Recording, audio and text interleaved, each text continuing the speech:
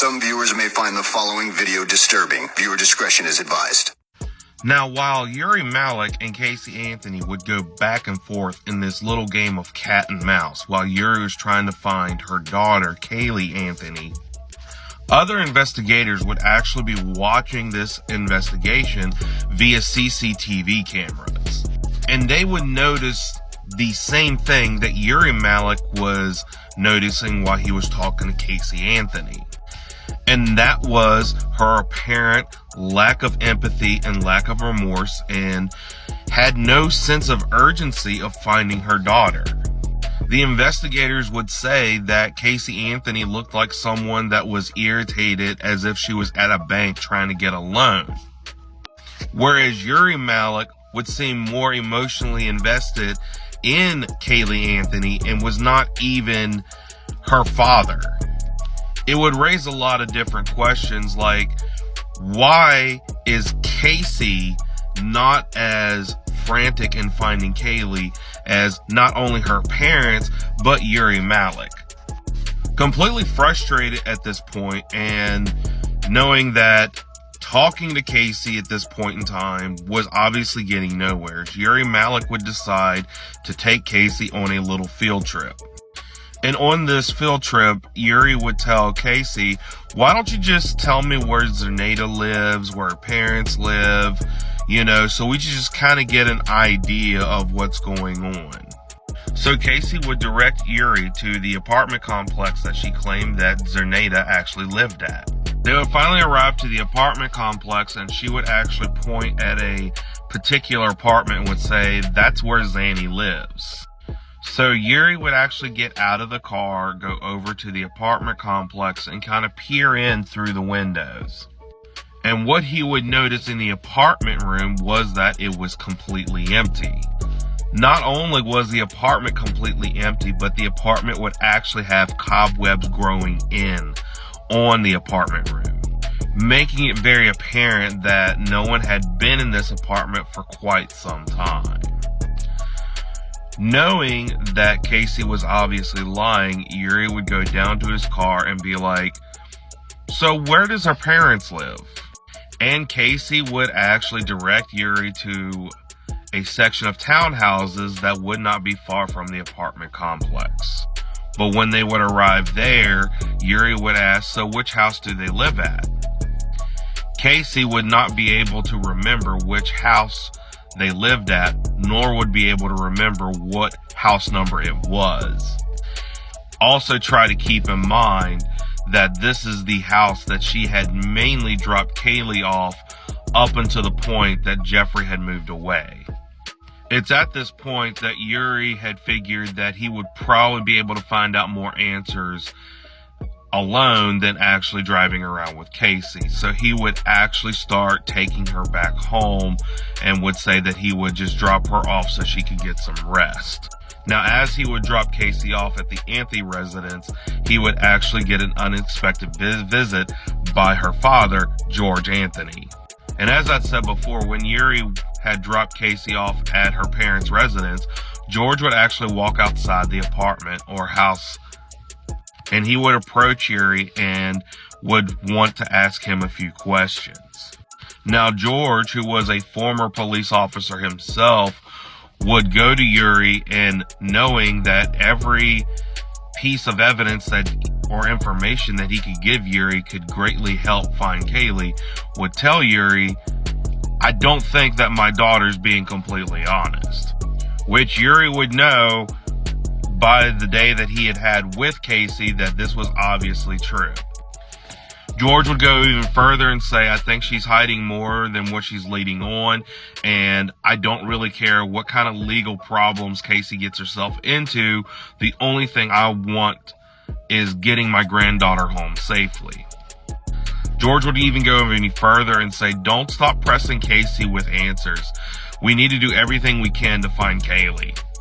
To which Yuri would promise George that he would not stop until he had found Kaylee Anthony. Now, when Yuri would get back to the police department, he would actually grab a phone number that Casey had given him. You see, when they had gone over all the information that they possibly could, they would go over where Casey worked at. And Casey would tell Yuri that she worked at Universal Studios as a billing coordinator, or basically someone that works in an office area. So he would take the phone number and he would call it up so he could at least talk to Casey's boss to just confirm that she had been working at Universal Studios. But once again, the number that he would call would actually be a wrong number. To say that Yuri was angry is quite the understatement, as he would go completely back to the Anthony residence, go over to Casey Anthony, and would demand that he be shown where she works at. So Casey would get into the vehicle with Detective Yuri, and they would make their way towards Universal Studios. As they would get to Universal Studios, Casey would make her way over to the security guard and make small talk with the security guard. After they would pass that, she would go into these office type buildings where Casey would kind of lead Yuri around all these various different corners until she would walk around the corner and there was literally nowhere else to go. And she would turn around and laugh and go, "Yeah, I don't work here." Yuri would later find out that Casey had worked at Universal Studios, but shortly after she had had Kaylee Anthony, she had actually gotten fired at her job and would not be working in the office department that she had claimed she had worked at. She had basically gotten a job at Universal as someone inside the park that takes tickets. And completely infuriated, Yuri would actually place Casey Anthony under arrest. And he would charge her with child neglect, lying to the police, and obstructing a police investigation. In his report, when he arrested Casey Anthony, he would say that there's no proof that the child is okay or whom the child is with. He would also claim in his investigation that Casey would harbor complete lack of human empathy or human emotion and would show no sign of remorse of finding her daughter. He would note that every single thing that Casey had told Yuri had been a complete fabricated lie. Not just the Universal thing, but there would be other reasons to prove that she was lying. Yuri would actually find a maintenance person at the apartment complex where she claimed that Zerneda had lived at. Not only had it been empty, but that maintenance person would say that particular apartment had been empty for at least 140 days. No one had been living in that apartment for at least 140 days. And would also tell Yuri that a particular apartment building only houses senior citizens, so anyone around the age of 25 couldn't possibly live there. They would do further investigation and find out that her supposed co-worker, Juliette Lewis, that moved to New York, never existed.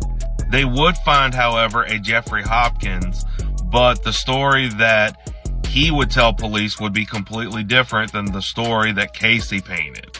Jeffrey Hopkins would tell the police that he did know Casey Anthony, but not as well as she played it off, and he had only knew her in passing. He would say that he did work at Universal, but he did not work there during the time that Casey Anthony worked there, as he worked there back in 2002.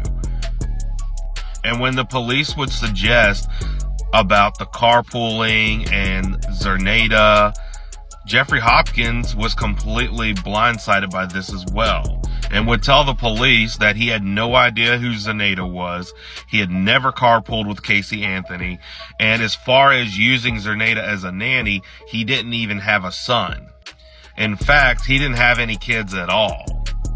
And with Casey not telling anything and obviously lying about everything, and the media constantly getting more and more coverage about Kaylee, this was a ticking time bomb.